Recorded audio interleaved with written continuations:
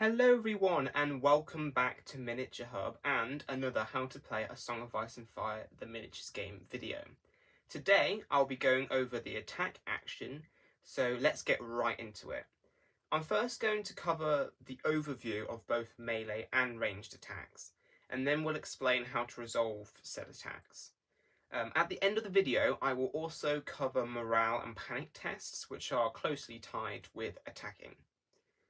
So, in order to perform a melee attack, your unit must be engaged with an enemy unit, so your trays are touching, just like we can see here with these Unsullied and Bear Riders.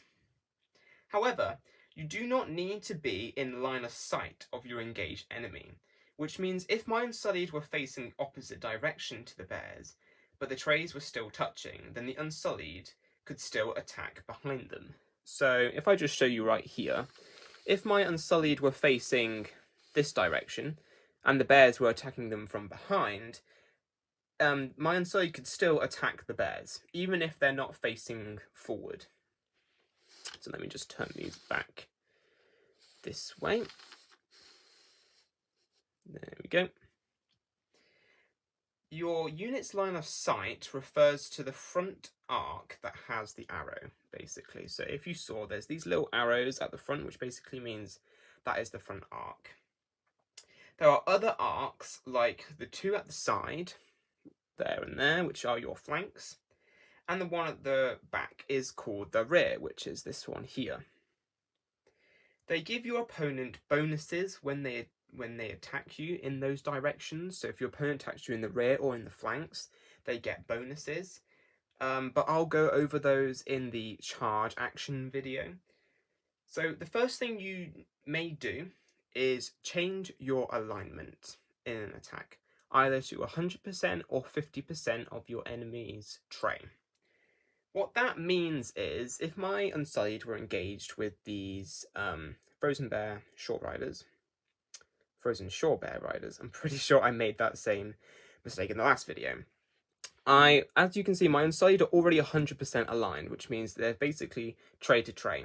50% means they would go like this. And the reason why I would do this is, say I wanted another friendly unit to come in and also attack the Bear Riders from the front, they could come in here and sit there and also attack. Whereas if I was 100% line like this, they'd have to come round the flank entirely and then slot themselves in here or on the other side. So the next thing you do after that is resolve the attack, but I will cover that shortly. To perform a ranged attack, you must have a ranged attack option on the unit. They cannot be engaged with an enemy, and they must have a visible target within their maximum range, including the shift. So ranges on weapons come in two forms: short, which is 6 inches, and long, which is up to 12 inches, which you can see on the back of these rulers here. This is a Free Folk ruler, 1 to 12, and then also it's got the short and long ranges, just like so. To check your range, place your ruler against the front arrow of the unit tray, and as long as it's touching any part of your enemy tray, you can target them. So as you can see here, the short range does reach these Unsullied.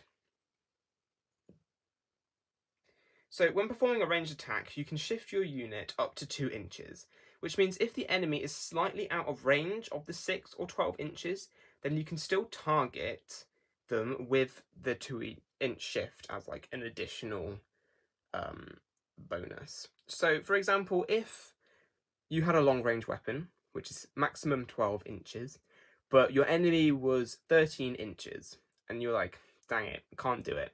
But you can. With the shift, you can inch forward 1 inch, and then target with the long range, and they'll just be in range. What a shift is, it's not like a maneuver where you pivot and then move the distance and pivot again. You essentially are moving your tray just like this. So you'd get the ruler, say you were moving 1 inch. So from, can't see it there, here we go. from the 9 to 8 on the ruler, you'd literally just shift like that. And you just bring it, or you'd go back the other way, or whatever. And all you're doing is moving on one axis, so either going front, back, or to the sides. There's no pivoting or anything. You just got to keep your tray stationary and move it up 2 inches. You don't have to do the shift, bear in mind. It's not compulsory. It's just like a bonus thing for ranged attacks. So after the shift, range, and line of sight are all in check, then you can resolve your attacks. One more thing to know when performing a ranged attack is that you can fire at an enemy that is engaged with a friendly unit, but the friendly unit will have to take a panic test once the attack has been resolved. So don't be afraid to fire into enemies that are engaged with your units, but just be aware that if your unit doesn't have particularly good morale, they could suffer some wounds, but there's nothing stopping you from firing into an enemy. Let's now move to resolving the attacks. There are 7 to 8 steps when resolving an attack. If any of you have played other tabletop war games, you may find some of these similar. So step 1, you need to determine the amount of dice you use based on your unit's current rank. Most infantry units have 3 ranks, like these Unsullied here. These Bear Riders only have 2 ranks, as you can see. As part of the weapon profile you are using, there is a green, yellow, and red number which corresponds to the ranks you have and the amount of dice to roll. If all ranks are present, use the green number. If only 2 ranks are present, use the yellow, and if 1 rank is present, use the red. Even though the bears have 2 ranks, they still use green and then move to yellow after a rank is lost. Even if a rank has only 1 model left in it, it still counts as having that rank. So if all 3 of these Unsullied were gone and there was just this guy left, you'd still have 3 ranks available and you could use the max number of dice. Step 2. After identifying the number of attack dice, you must now roll them and attempt to achieve the to-hit value equal or higher, which in this case, for the Phalanx Pike, is 3+ for these Unsullied. So you'd be rolling 7 dice on a 3+ in this scenario. A roll of 1 is always a miss, and a roll of 6 is always a success, regardless of modifiers. Step 3 is that you can re-roll any attack dice at this time, if applicable, from abilities or cards. Plus triggers are activated now, but they will be explained in a future video because they are a little bit more complicated. Step 4. For each successful hit, the defender rolls 1 die to try and achieve their defense value, which for these bears is a 4+. So if the Unsullied hit 5 attacks, the bears would have to roll 5 dice to defend. The same with attacking. A roll of 1 always misses, and a 6 always succeeds regardless of the modifiers. Step 5.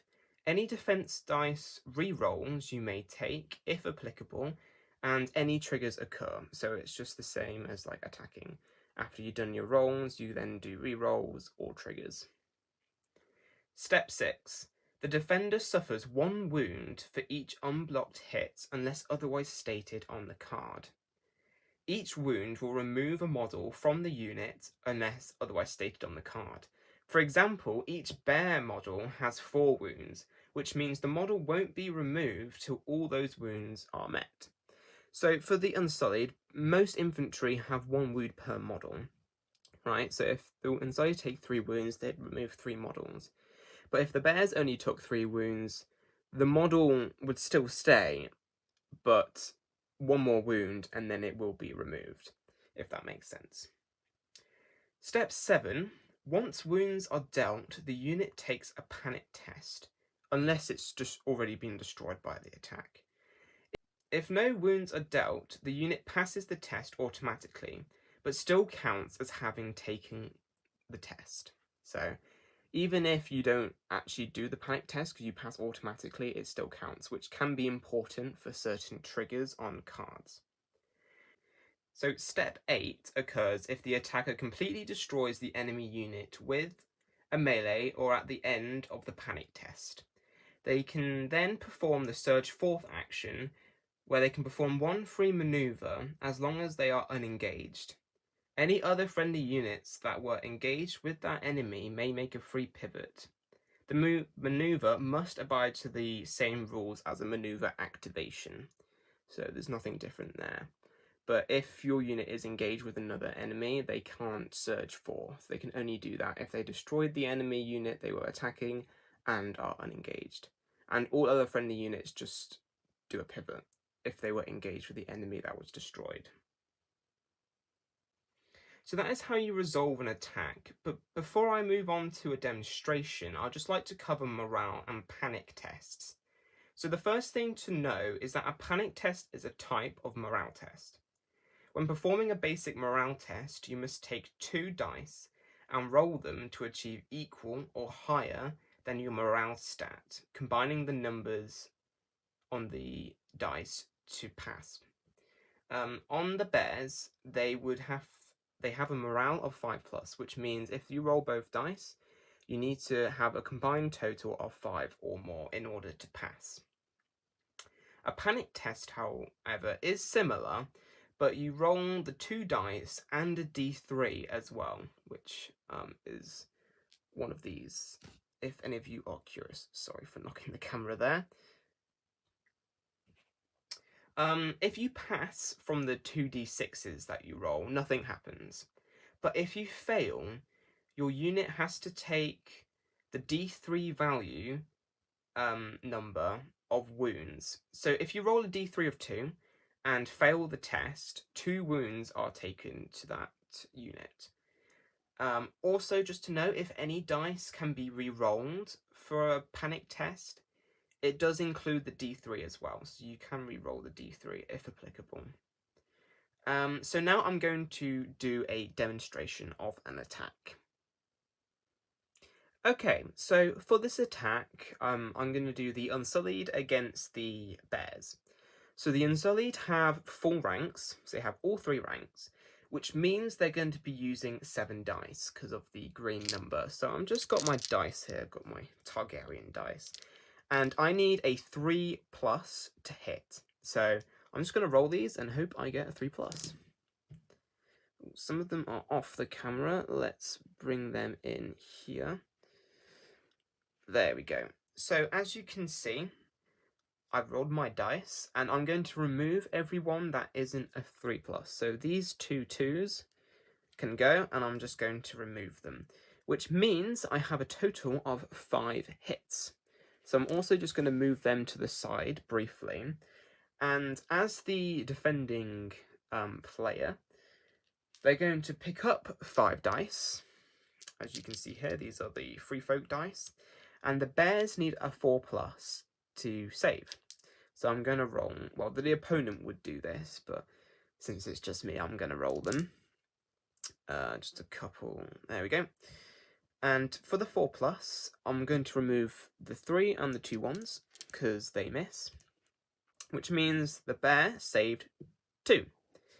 And it also means that they took 3 damage, because 2 were saved by the 4+. So the 3 damage will come off one of the models. Since the bears have 4 wounds, it will leave the bear. I'm just going to use a die here, but there are tokens in the starter sets, like wound tokens. But I'm just going to put this 1 die next to the bear. Don't know if you probably can't see that, but it's just there. And it's just to signify that it's got 1 wound left. Now we did deal some damage with the Unsullied. So the Bear Riders do need to take a panic test. So I'm going to take these 2 remaining dice, and I'm also going to take the D3, which is this white one here. And I'm just going to roll both of these. The morale for the bears, I believe, is 5+. Yes, I'm correct. And I'm just going to roll them like so. So the 2 values I got were 2 and 4, which makes 6, which is perfect because that means we just pass. So we got a 6, which is higher than the 5, which means we passed the panic test. As you can see with the D3, we got a 1, which means that if we failed, we would have taken 1 wound, which would have unfortunately wiped out that model. But we did pass, so we don't take any extra wounds. The Unsullied did not destroy our bears, which means they do not perform the Surge 4th action. That's why like step 8 doesn't occur very often, but it can do with the Surge 4th. So I hope that was helpful. So thank you all for watching. I hope you enjoyed. I will be doing some more videos soon, and they'll be coming out soon. And if there are any questions on the attacking phase that I've explained so far, just put them in the comments down below. I do like reading all your comments. Everyone's really nice down there, so any questions, feel free to ask. I also hope that everyone's enjoying Season 2 of House of the Dragon, because I am loving it so far. No spoilers, don't worry, I'm not going to spoil anything. But if you haven't started watching it yet, or if you haven't even watched Game of Thrones yet, honestly, you got to. It's really, really good. So I'll see you all in the next video. Goodbye!